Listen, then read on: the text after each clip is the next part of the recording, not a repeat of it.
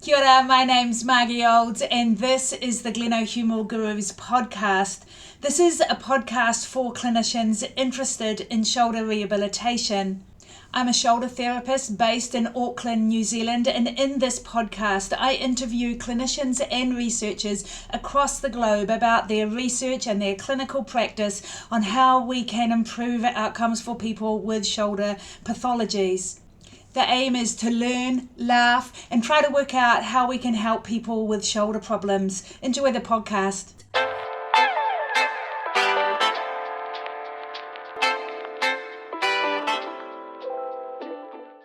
This episode is brought to you by Flawless Motion, shoulder braces that are designed for people with shoulder instability in male, female, and bilateral versions. So check out flawlessmotion.com for your shoulder brace requirements.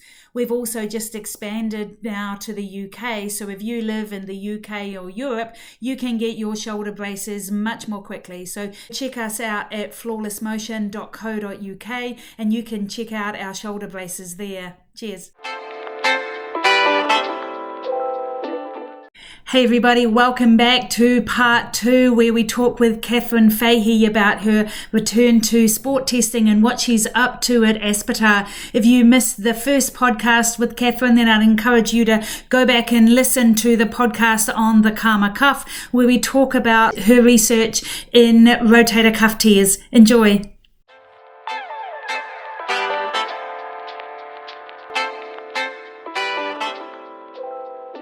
So tell us what you're doing now. You've been in Aspetar since the beginning of the year. What? Tell us about that.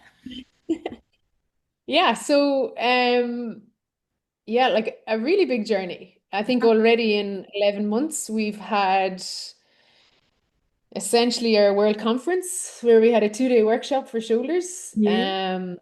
and some unbelievable presentations from a shoulder perspective. We had the Aspetar Journal, Yes. our very first Oh, shoulder issue yeah, it was that wonderful, wasn't it? I'll you put a link you for were that as well. there. Um, so I feel like in 11 months, I was like, okay, I need to take 2 weeks off now. I Yeah, need to yeah. slow down. But to be honest, we're building from the ground up. Mm-hmm. Okay, Aspetar is known for its ACL department, its ACL Mm-hmm. research, massive investment. There's a team of close to 10 of us, two surgeons, a physio working full-time in Ramal or biomechanic under Rula.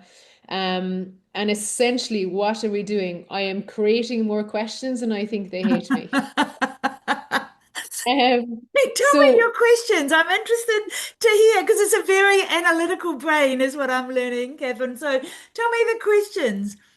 So the first thing I suppose what we've tried to do is like look, Aspetar loves the kind of Aspetar way and we build structure. And for Mm-hmm. two reasons it's helpful is that it will have a system and same language. We're very I think it's very helpful if it's the same language from a point of view of, we look at our phases and foundation phase really Yes. important. It doesn't matter if you are a post-op shoulder, a post-op ACL, an Achilles repair. So our foundation phases. So essentially what we've done with the shoulder is kind of mimicked the ACL phases Mm-hmm. from a point of view of foundation, our reload, our accumulation, and building towards sport specific. So we're building a pathway essentially.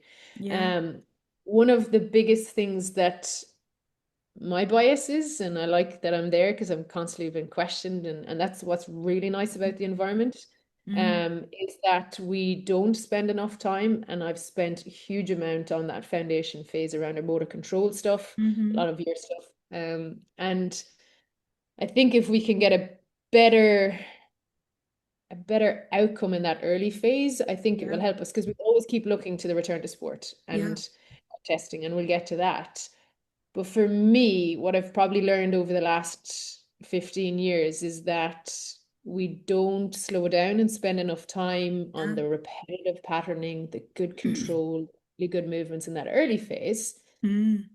We cheat and we get the exercise done, but how are we getting it done? Yeah. And that comes back to, for me, it's like I really try and get the patient to understand why they're doing what they're doing, Mm. uh, and feel what they're doing and then understand why they need to do it. Because Yeah. otherwise, I just don't think you get buy-in. No. Um, we've lots of throwers, so our athlete base is very, very broad.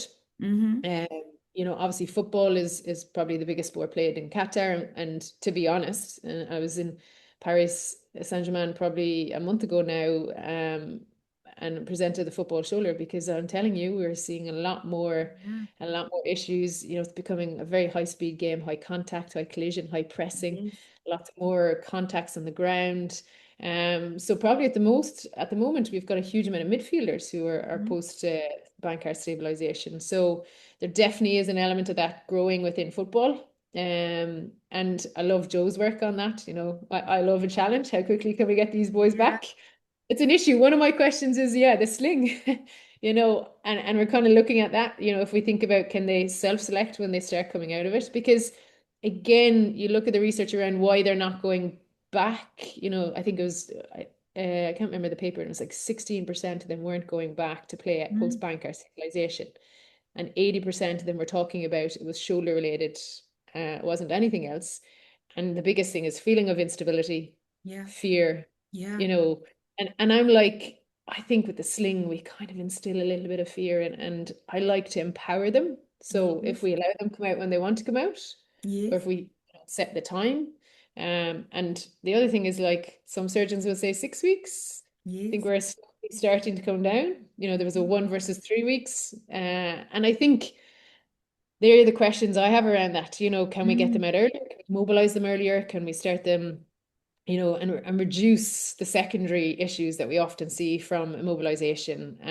So that's probably a big question around that. Like, we're building, well, I'm trying to kind of look at a Bankart protocol, because I know, again, it's nice to have a reference source. And if we Mm. stand our approach to care, because we've got 10 physios coming from 10 different backgrounds. So it's Yes. really important that we try and standardize our approach to care, and look at the best evidence that's out there at the moment. And that's probably Yes. what I've spent this month on, and try to come up with, meet with the surgeons. And again, we're so fortunate, because the surgeon is literally Down 15, the hall. 20 meters away in the clinical room. So Yeah. that's the big thing we're trying to build from a point of view of, like, our post stabilizations, our Aspetar way, from a point of view of just Mm. starting to look at what are the things that might be important to try and, how do we go from motor control to strength? How do we go Yes. from strength to power? How do we go Yes. from power to reactive power? How do we Yeah. go from sport specific? What are the things that we need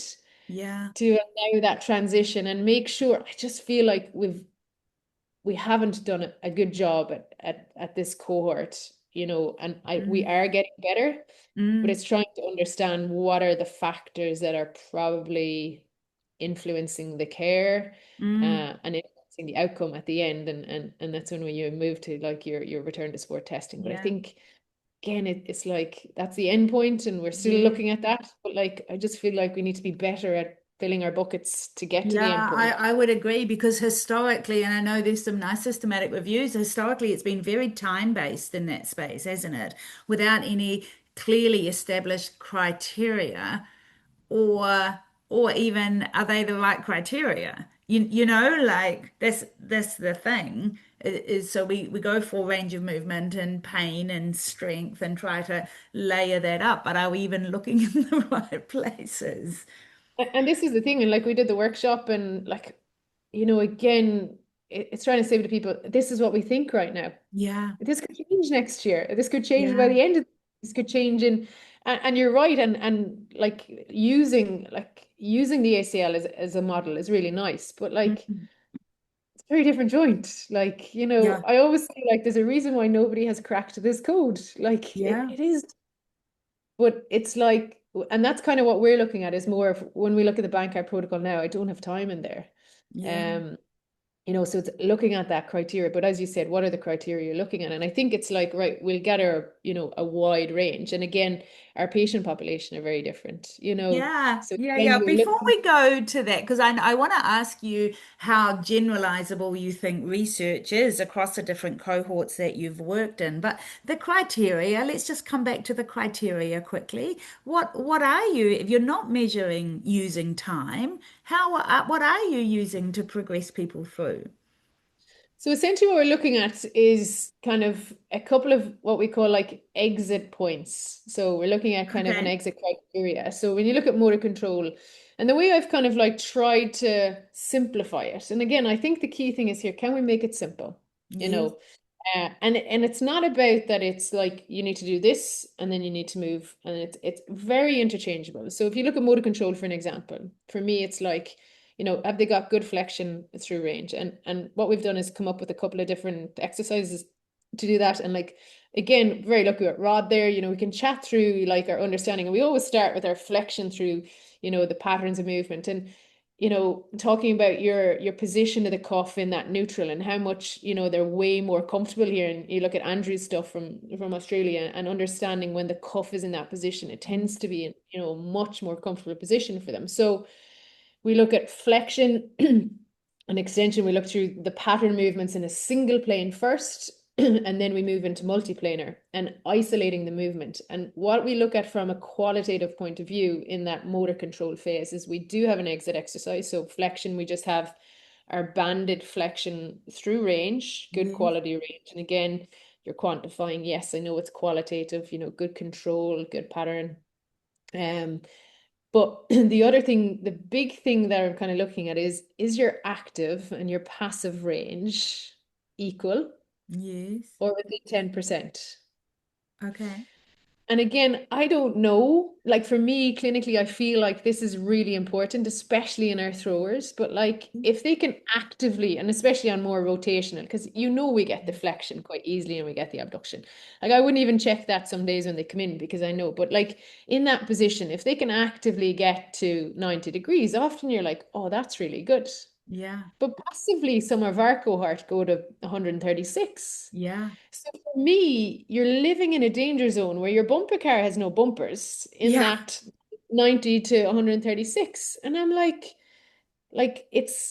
that's free movement, Mm. and if you've got your handballers or your Mm. volleyballers and they're Mm. coming into that pattern, they're smashing, like, what is happening to the joint Oh, you've just broken up again. from a point of view?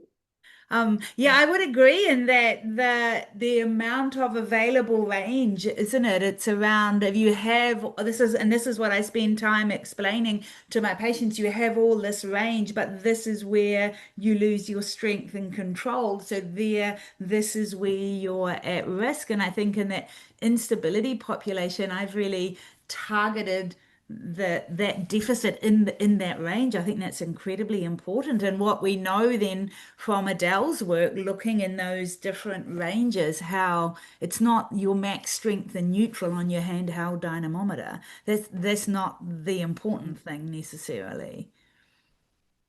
No. And Yeah. I think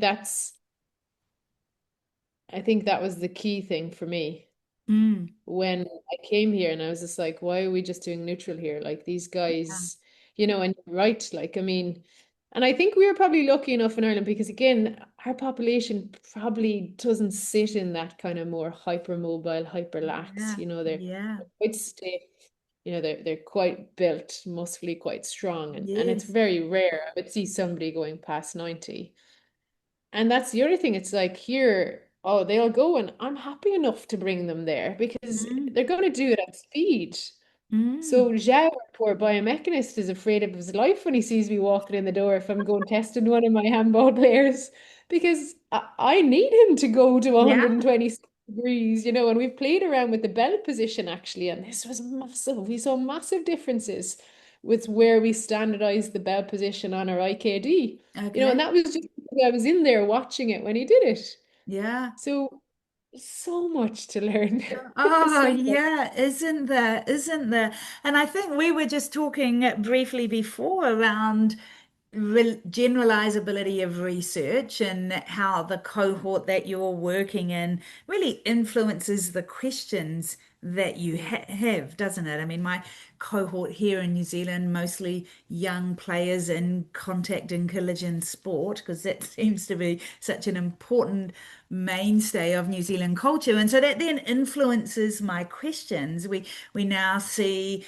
more and more Asian population, especially here in Auckland, with the hypermobility.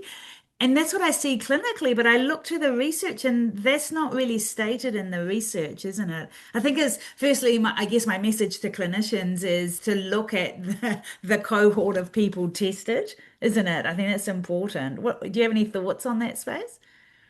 Absolutely. And I think you've hit the nail on the head. And sometimes I think we often try to hide it to allow it to be generalized, but yet it's Okay. really important. Yes. We don't and sometimes like I know when I was in Ireland, it never crossed my mind that I could think that the population could be different because the population was what I saw, Mm-hmm.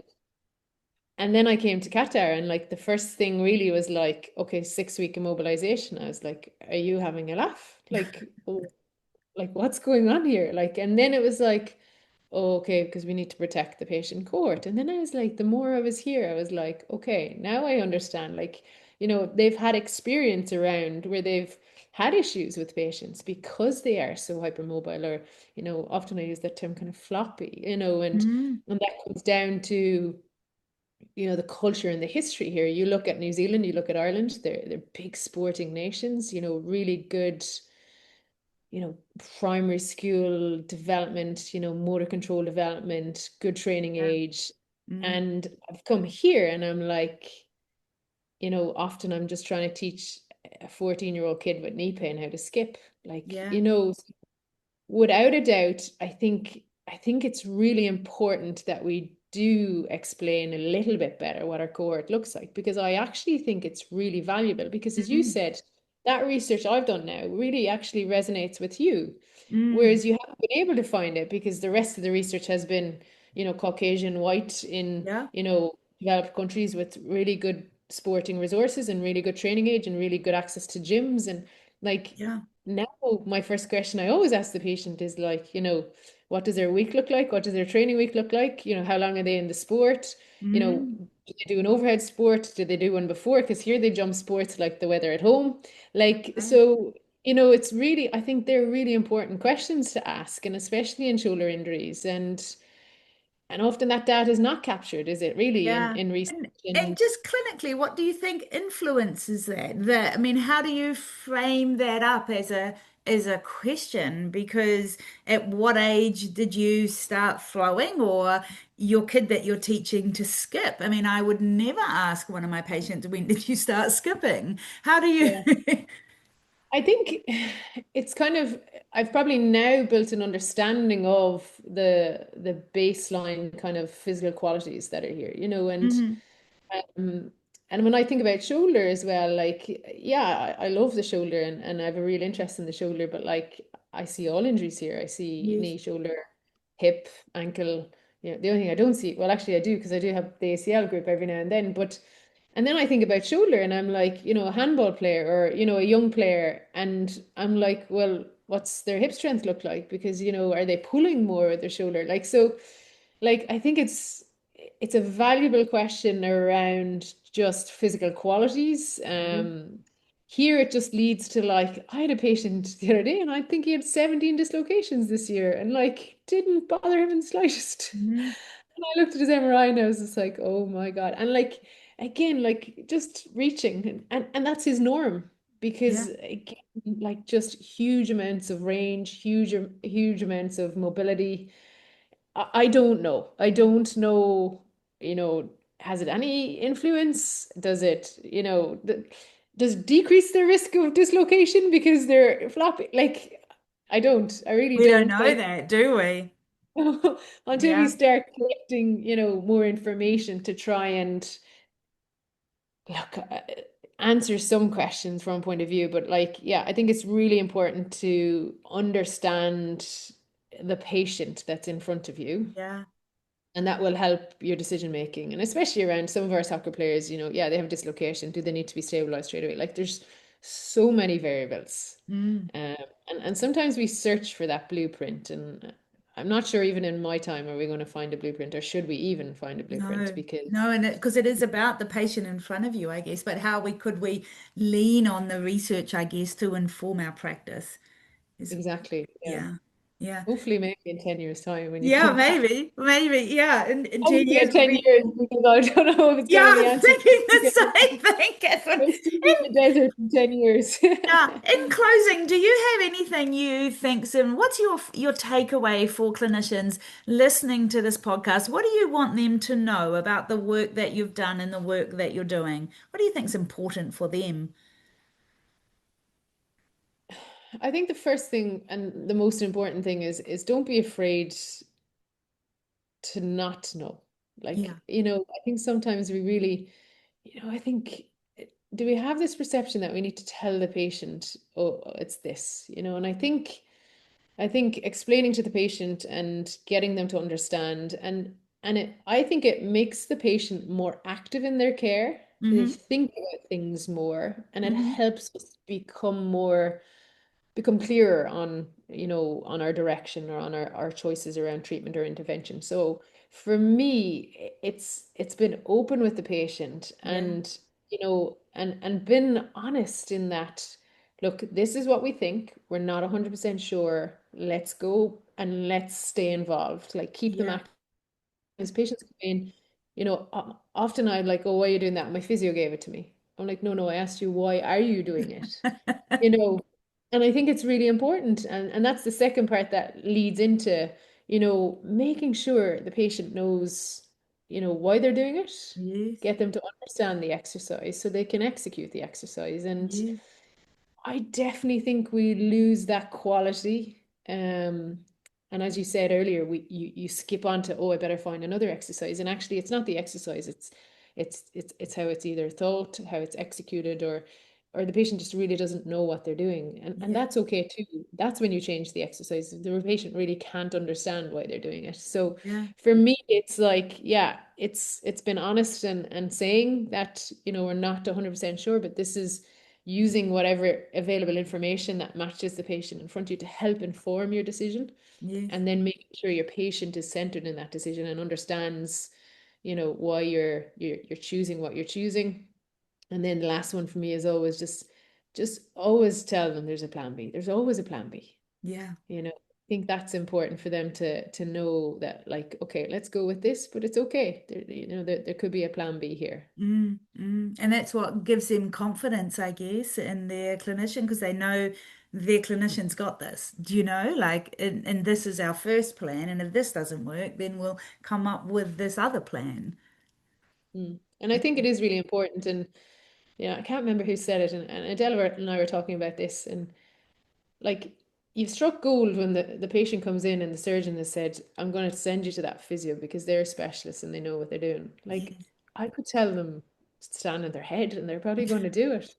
And this is where, the confidence is really important. And, Yes. I think as physios and clinicians, we need to do that with each other, and we need to make sure that, like, they're really good. Let's go to them, Yes. and don't be afraid to find that person. I think, I have a rib injury. I don't see a huge amount of them, but I know Sinead down in Cork sees them all the time. So I'm like, right, let's get you to her. Yes, Like, exactly. So that we that's get the best important. outcomes for all our patients, eh? Yeah. Yeah. Hey, well, thanks very much for your time, Kathryn. It's been wonderful connecting with you. I've been wanting to do this for a while, so I really appreciate your time. It's been really nice. Yeah, it's been awesome. It's been really, really nice. I think the next thing is you have a stopover in Doha on your way to Europe. For next time we're passing through. Yeah, for sure. That is so good, eh? Thank you.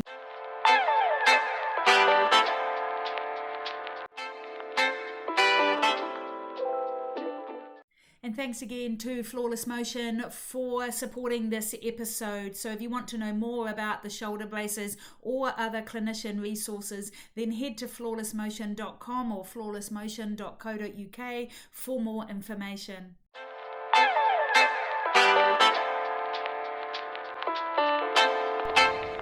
Thanks for listening. I hope you enjoyed the podcast and found some clinically useful tips for your patients in clinic.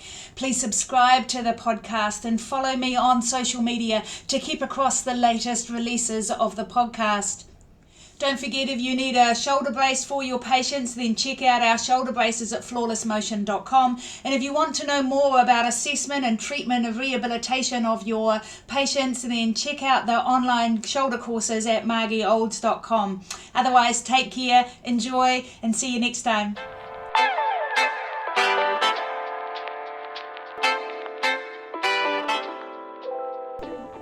Please remember that this podcast is for educational purposes for clinicians only and does not constitute medical advice. Please consult with a qualified health professional or contact me to book an appointment for individual assessment and treatment. Cheers.